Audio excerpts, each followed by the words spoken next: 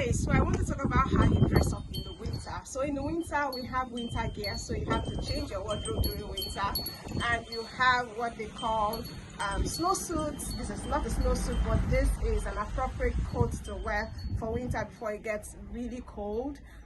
This can keep you warm if you wear it over your jacket. And then you get slacks. Okay, so a lot of people wear slacks. They are very thick ones that can keep you warm, and sometimes you wear it under your trousers.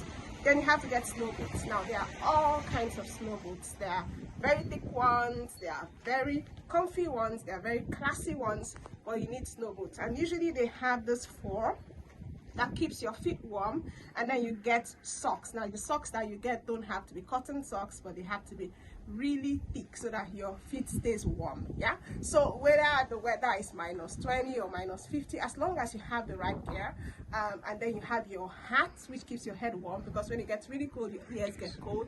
I don't have a hat right now, but I'll do another video where I dressed up in a completely different kind of snow suits and snow pants and all that when it gets colder than this. So we do stay warm, and this is how to stay warm. Get your snow suits, get your boots, get your gloves, get your cap, and you'll be fine.